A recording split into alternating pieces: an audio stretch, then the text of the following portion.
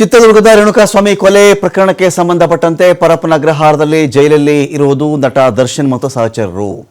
ಜೈಲಲ್ಲಿ ದರ್ಶನ್ ಯಾರ ಮೇಲೂ ಹಲ್ಲೆ ಮಾಡಿಲ್ಲ ಅಂತ TV5ನ ಸೋರ್ಸಲ್ಲಿ ಹೇಳ್ತಾ ಇದೆ. ದರ್ಶನ್ ಸಹ ಖೈದಿಗಳ ಮೇಲೆ ಹಲ್ಲೆ ಮಾಡಿದ್ದಾರೆ ಹಾಗೆ ಹೀಗೆ ಅಂತೆಲ್ಲ ಸುದ್ದಿ ಇತ್ತಲ್ಲ. TV5 ನಂಬಲರ್ಹ ಮೂಲಗಳ ಪ್ರಕಾರವಾಗಿ ಅದನ್ನು ಚೆಕ್ ಮಾಡಿಕೊಂಡಾಗ ಯಾರ ಮೇಲೂ ದರ್ಶನ್ ಹಲ್ಲೆ ಮಾಡಿಲ್ಲ. ಯಾಕಂದರೆ ದರ್ಶನ್ಗೆ ಸೂಕ್ಷ್ಮತೆ ಇರುತ್ತೆ ಅಂತ ನಾವು ಭಾವಿಸಿದ್ದೀವಿ. ಆ ಸೂಕ್ಷ್ಮತೆ ಅಂತೂ ಇರುತ್ತೆ. ಟ್ರಯಲ್ ಶುರುವಾಗ್ತಿರ್ತಕ್ಕಂಥ ಹೊತ್ತಲ್ಲಿ ಒಬ್ಬ ವ್ಯಕ್ತಿಯನ್ನು ಕೊಲೆ ಮಾಡಿದ್ದಾರೆ ಅಂತ ಆರೋಪ ಹೊತ್ಕೊಂಡೋಗಿರ್ತಕ್ಕಂಥ ಒಬ್ಬ ನಟ ತನ್ನ ಸಿನಿಮಾ ಒಂದು ಕಡೆ ರಿಲೀಸ್ ಆಗಬೇಕಾಗಿದೆ. ಆ ರಿಲೀಸ್ಗೆ ವೆಯ್ಟ್ ಮಾಡ್ತಿರ್ತಕ್ಕಂಥ ನಟ ತನ್ನ ಕೆರಿಯರ್ ಹೀಗೆ ಆಯ್ತಲ್ಲ ಅಂತ ಇರಬಹುದೇ ವಿನಃ ಈ ಸಂದರ್ಭದಲ್ಲಿ ಟ್ರಯಲ್ ಶುರುವಾಗುವಂಥ ಟೈಮಲ್ಲಿ ಯಾವುದೇ ವ್ಯಕ್ತಿ ಅದು ದರ್ಶನೇ ಆಗಬೇಕು ಅಂತೇನಿಲ್ಲ. ಇನ್ನು ಯಾವುದೇ ಕೊಲೆ ಆರೋಪಿ ಆಗಿದ್ದರೂ ಕೂಡ ಈ ಥರ ಮಾಡ್ಕೊಳ್ತಾರಾ, ರಾದ್ಧಾಂತ ಮಾಡ್ಕೊಳ್ತಾರಾ, ಅವಾಂತರ ಮಾಡ್ಕೊಳ್ತಾರಾ, ಗಲಾಟೆ ಮಾಡ್ಕೊಳ್ತಾರಾ, ಯಾರಿಗಾದ್ರೂ ಹೊಡೆದು ಬಿಡ್ತಾರಾ ಅಂತ ಚೆಕ್ ಮಾಡಿಕೊಂಡಾಗ ಅದರದ್ದು ಸಾಧ್ಯತೆಗಳು ಬಹಳ ಕ್ಷೀಣ ಅಥವಾ ಇಲ್ಲವೇ ಇಲ್ಲ ಅಂತ ಹೇಳಬಹುದಾಗುತ್ತೆ. ಇದೀಗ TV5ನ ಸೋರ್ಸ್ ಹೇಳ್ತಿರೋದೇನು ಅಂತ ಹೇಳಿದ್ರೆ, ದರ್ಶನ್ ಯಾವುದೇ ಖೈದಿಯ ಮೇಲೂ ಹಲ್ಲೆ ಮಾಡಿಲ್ಲ ಅಂಥೇಳಿ TV5ಗೆ ಜೈಲಿನ ಉನ್ನತ ಅಧಿಕಾರಿಗಳು ಕೊಟ್ಟಿರ್ತಕ್ಕಂಥ ಮಾಹಿತಿ.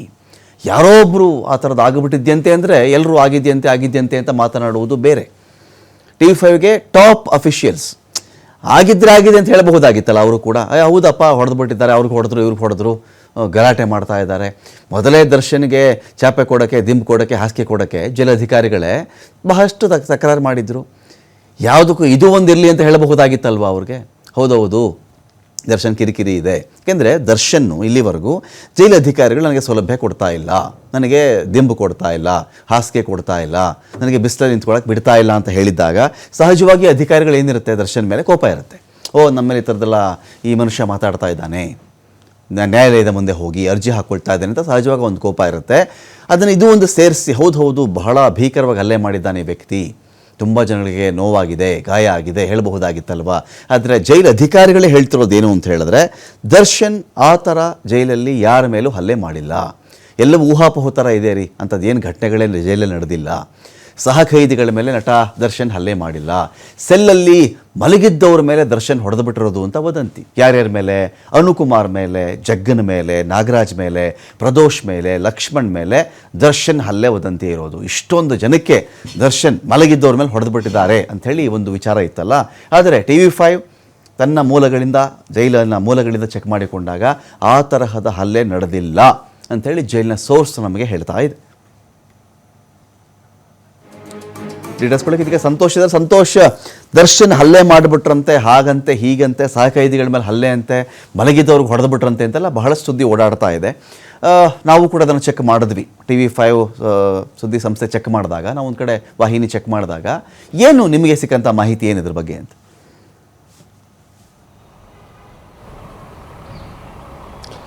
ರಮಾಕಾಂತ್, ಏನು ಈ ರೀತಿಯ ಒಂದು ವದಂತಿ ಸುದ್ದಿ ಹರಿದಾಡ್ತಾ ಇರುವಂಥ ಸಂದರ್ಭದಲ್ಲಿ ಜೈಲು ಮೂಲಗಳು ಮತ್ತು ಹಿರಿಯ ಅಧಿಕಾರಿಗಳನ್ನು ಸಂಪರ್ಕವನ್ನು ಮಾಡಿದಾಗ ನಮ್ಗೆ ಆ ಕಡೆಯಿಂದ ಬಂದಿದ್ದಂಥ ಒಂದೇ ಮಾಹಿತಿ ಏನಂತ ಹೇಳಿದ್ರೆ, no such things reported look like a speculation ಅಂತ. ಅಂದರೆ ಆ ರೀತಿಯ ಯಾವುದೇ ಒಂದು ಘಟನೆಗಳು ಇಲ್ಲಿ ವರದಿನೂ ಆಗಿಲ್ಲ ಮತ್ತು ಇವೆಲ್ಲವೂ ಕೂಡ ಊಹಾಪೋಹದಂತಿದೆ ಅಂಥ ಇನ್ಸಿಡೆಂಟ್ಗಳು ಎಲ್ಲೂ ಕೂಡ ಆಗಿಲ್ಲ, ಯಾರಿಗೂ ಕೂಡ ಹಲ್ಲೆಯನ್ನು ಕೂಡ ಮಾಡಿಲ್ಲ ಅನ್ನೋದು ಇಲ್ಲಿ ಗೊತ್ತಾಗ್ತಾ ಇರುವಂಥದ್ದು. ಅಂದರೆ ದರ್ಶನ್ ವಿರುದ್ಧ ಊಹಾಪೋಹ ಸುದ್ದಿಗಳು ಮೇಲಿನ ಮೇಲೆ ಹಾಕ್ತಾನೆ ಇದ್ದಾರೆ ಅನ್ನೋದು ಒಂದು ಕಡೆ ಪ್ರಶ್ನೆ ಇರುವಂಥದ್ದು.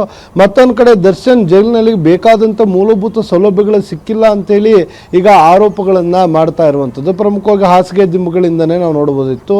ಸೊ ಅದಾದ ಬಳಿಕ ಇತ್ತೀಚೆಗೆ TV ಬೇಕು ಅಂತೇಳಿ ಮನವಿಯನ್ನು ಮಾಡಿಕೊಂಡು ಅದನ್ನು ಕೊಡಲಾಯಿತು. ಅದ್ರ ಜೊತೆಗೆ TV ಕೊಟ್ಟಾಗ ಅವರು ಇರುವಂಥ ಬ್ಯಾರಕ್ ಕೂಡ CC ಕ್ಯಾಮ್ರಾಗಳನ್ನು ಕೂಡ ಅಳವಡಿಕೆಯನ್ನು ಮಾಡಬೇಕು ಅಂತ ಹೇಳಿ ನ್ಯಾಯಾಲಯ, ಕೋರ್ಟ್ ಕೂಡ ಸೂಚಿಸಿತ್ತು. ಹೀಗಾಗಿ ಅಂಥ ಇನ್ಸಿಡೆಂಟ್ಗಳು ಅಲ್ಲ ಆಗಿರುವಂಥ ಸಾಧ್ಯತೆಗಳು ಕೂಡ ಸಾಕಷ್ಟು ಕಡಿಮೆ ಇರುತ್ತೆ. ಅದ್ರ ಜೊತೆಗೆ ಎಲ್ಲರೂ ಕೂಡ ಇವರ ಜೊತೆ ಯಾರು ಹೇಳ್ತಾರೆ, ಸಹ ಖೈದಿಗಳ ಹೆಸರುಗಳನ್ನು ಹೇಳ್ತಾ ಇರುವಂಥದ್ದು. ಅವ್ರಿಗೆ ಹಲ್ಲೆಯನ್ನು ಮಾಡಿದರೆ, ಅಂದರೆ ರೇಣುಕಾಸ್ವಾಮಿ ಹತ್ಯೆ ಪ್ರಕರಣದಲ್ಲಿ ಭಾಗಿಯಾಗಿ ದರ್ಶನ್ ಜೊತೆ ಬಂಧನಕ್ಕೊಳಗಾಗಿರುವಂಥ ಸಹ ಖೈದಿಗಳಿಗೆ ಈತ ಹಲ್ಲೆಯನ್ನು ಮಾಡಿದ್ದಾನೆ ಅಂತ ಹೇಳಿ ಆರೋಪಗಳು ಇರುವಂಥದ್ದು. ಬೆಳಗ್ಗೆ ಎದ್ದ ತಕ್ಷಣ ಬೇಗ ಹೇಳಿ ಅಂತ ಅವ್ರಿಗೆ ಕಾಲಿನಲ್ಲಿ ಒದ್ಬಿಟ್ಟಿದ್ದಾನೆ ಮತ್ತು ಅವಾಚ್ಯ ಶಬ್ದಗಳಿಂದ ಬಳಸಿ ಅವ್ರಿಗೆ ನಿಂದನೆಯನ್ನು ಮಾಡ್ತಾ ಇದ್ದಾನೆ ಅಂಥೇಳಿ ಸುದ್ದಿಗಳು ಹರಿದಾಡ್ತಾ ಇರುವಂಥದ್ದು. ಆದರೆ ಇಂಥದ್ದು ಯಾವುದೇ ರೀತಿಯ ಇನ್ಸಿಡೆಂಟ್ಗಳು ಇದುವರೆಗೂ ಕೂಡ ನಮ್ಮ ಗಮನಕ್ಕೆ ಬಂದಿಲ್ಲ, ಯಾವುದೂ ಕೂಡ ವರದಿ ಆಗಿಲ್ಲ. ವರದಿ ಆಗಿದ್ದರೆ ಹಿರಿಯ ಅಧಿಕಾರಿಗಳಿಗೆ, ಅಂದರೆ ಯಾಕಂತೇಳಿದ್ರೆ ಈಗಾಗಲೇ ದರ್ಶನ್ದು ರಾಷ್ಟ್ರ ಮಟ್ಟದಲ್ಲಿ ಸುದ್ದಿ ಆಗಿರುವ ಹಿನ್ನೆಲೆಯಲ್ಲಿ ಯಾವುದೇ ಚಿಕ್ಕ ಮೂವ್ಮೆಂಟ್ಗಳು ಆದರೂ ಕೂಡ, ಅದ್ರ ಜೊತೆಗೆ ಸುಪ್ರೀಂ ಕೋರ್ಟ್ ಕೂಡ ಈ ಪ್ರಕರಣವನ್ನು ಸೂಕ್ಷ್ಮವಾಗಿ ಪರಿಗಣಿಸಿರುವ ಹಿನ್ನೆಲೆಯಲ್ಲಿ ಜೈಲು ಅಧಿಕಾರಿಗಳು ಕೂಡ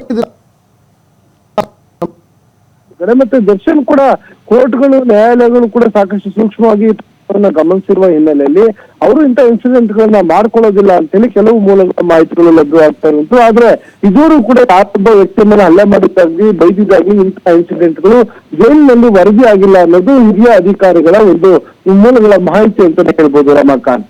ಈಗ ಇಲ್ಲಿ ಸಂತೋಷ್ ಏನಾಗಿದೆ ಅಂತ ಹೇಳಿದ್ರೆ, ಈ ಕೆಲವರು ಬೇರೆ ಸೆಲ್ಲಿಗೆ ಹೋಗೋ ದೃಷ್ಟಿಯಿಂದ, ಬೇರೆ ಕಡೆಗೆ ವರ್ಗಾವಣೆ ಆಗೋ ದೃಷ್ಟಿಯಿಂದ ಈ ಥರ ಸುದ್ದಿ ಹರಿಬಿಡ್ತಾ ಇದ್ದಾರೆ ಅಂತ ಕೂಡ ಒಂದಷ್ಟು ಮಾಹಿತಿ ಇದೆ. ದರ್ಶನ್ ಜೊತೆಲಿ ಯಾರು ಸಹ ಕೈದಿಗಳು, ಸಹ ಆರೋಪಿಗಳು ಯಾರು ಇದ್ದಾರೋ ಅವ್ರು ಈ ಥರ ಮಾಡಿಬಿಟ್ಟಿದ್ದಾರೆ ಅಂತ ಕೂಡ ಒಂದು ವದಂತಿ ಇಲ್ಲಿ ಹಬ್ಬತಾ ಇದೆ, ಜೋರಾಗಿ ಬಲವಾಗಿ ಹಬ್ಬತಾ ಇದೆ ಇದು. ಈಗ ಆ ಥರ ಇದ್ದಿದ್ರೆ ಇಷ್ಟು ದಿನಗಳಲ್ಲಿ ಯಾವತ್ತೂ ಹಲ್ಲೆ ಆಗ್ಬಿಡ್ಬೇಕಾಗಿತ್ತಲ್ವೇ? ಈಗ ಟಿ ವಿ ಸಿಗ್ತಾ ಇದೆ ಅವ್ರಿಗೆ, ಇನ್ಸ್ಟಾಲೇಷನ್ ಮಾಡ್ತಾ ಇದ್ದಾರೆ, CCTVನೂ ಹಾಕಬೇಕು ಅಂತ ಹೇಳಿದ್ದಾರೆ. ಒಂದು ಕಡೆ ಟ್ರಯಲ್ ಸ್ಟಾರ್ಟ್ ಆಗ್ತಾ ಇದೆ. ಟ್ರಯಲ್ ಸ್ಟಾರ್ಟ್ ಆಗುವಂಥ ಹೊತ್ತಲ್ಲಿ ಯಾವುದೇ ಒಬ್ಬ ಬುದ್ಧಿ ಇರ್ತಕ್ಕಂಥ ವ್ಯಕ್ತಿ ಈ ಥರದ ಅವಾಂತರ ಮಾಡಿಕೊಳ್ಳಲ್ಲ.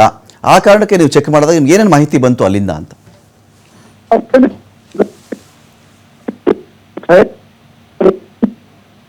ಈಗಾಗಲೇ ಈ ಟ್ರಯಲ್ ಆರಂಭ ಆಗ್ತಿರಲು ಒಂದು ಕಡೆ, ಮತ್ತೊಂದು ಕಡೆ ಆರೋಪಿಗಳು ಇಡೀ ಪ್ರಕರಣದಿಂದ ಅವ್ರ ಮೇಲೆ ಇರುವಂಥ ಆರೋಪಗಳನ್ನ ನ್ಯಾಯಾಲಯ ಕರೆದು ಚಾರ್ಜ್ ಫ್ರೇಮ್ ಮಾಡುವಂಥ ಸಂದರ್ಭದಲ್ಲಿ ಕೇಳಿದಾಗ ಎಲ್ಲರೂ ಕೂಡ ಅದನ್ನು ತಳ್ಳಿ ಹಾಕಿರುವಂಥದ್ದು.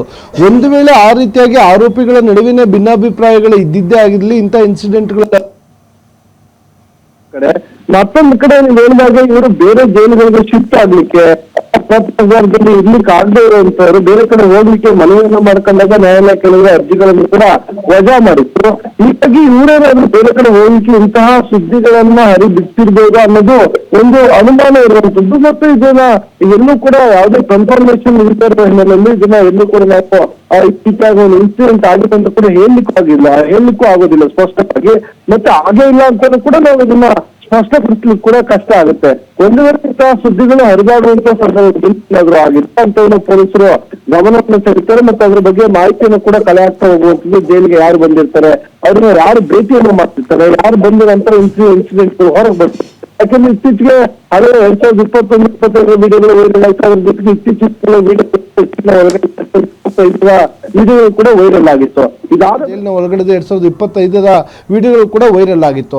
ಇದಾದ ಬಳಿಕ ಮತ್ತಷ್ಟು ಅಲ್ಲಿ ಸ್ಟ್ರಿಕ್ಟ್ಗಳಾಗಿರುವಂಥದ್ದು. ಇದಾದ ನಂತರ ಏನು ದಯಾನಂದ್ ಪ್ರಿಸನ್ ಹೆಡ್ ಆಗಿ ಹೋದ ನಂತರ ಮತ್ತಷ್ಟು ಅಲ್ಲಿನ ನಿಯಮಗಳು ಇನ್ನಷ್ಟು ಯಾವ ರೀತಿಯಾಗಿ ಎಫೆಕ್ಟಿವ್ ಆಗಿ ಕೆಲಸವನ್ನ ಮಾಡಬೇಕು ಅಂತೇಳಿ ಅಲ್ಲಿನ ಸಿಬ್ಬಂದಿಗಳಿಗೆ ಅವರು ಖಡಕ್ಕಾಗಿ ವಾರ್ನಿಂಗ್ಗಳನ್ನು ಕೂಡ ಕೊಟ್ಟಿರುವಂಥದ್ದು.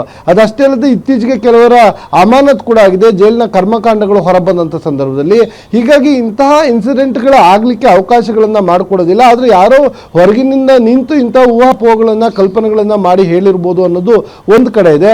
ಆದರೆ ಸ್ಟಿಲ್ ಇದುವರೆಗೆ ನಾವು ಜೈಲು ಅಧಿಕಾರಿಗಳನ್ನ ಸಂಪರ್ಕನ ಮಾಡಿದಾಗ, ಜೈಲು ಮೂಲಗಳ ಮಾಹಿತಿಯನ್ನ ಸಂಪರ್ಕವನ್ನ ಮಾಡಿದಾಗ ಸೊ ಈ ತರ ಇನ್ಸಿಡೆಂಟ್ಗಳು ಯಾವುದೂ ಆಗಿಲ್ಲ. ದರ್ಶನ್ ಮತ್ತು ಇತರ ಸಹ ಕೈದಿಗಳು ಯಾರು ಕೂಡ ಒಬ್ರಿಗೊಬ್ರು ಹೊಡೆದಾಡ್ಕೊಂಡಿಲ್ಲ, ಯಾರು ಒಬ್ರಿಗೊಬ್ರಿಗೆ ಬೈಕೊಂಡಿಲ್ಲ.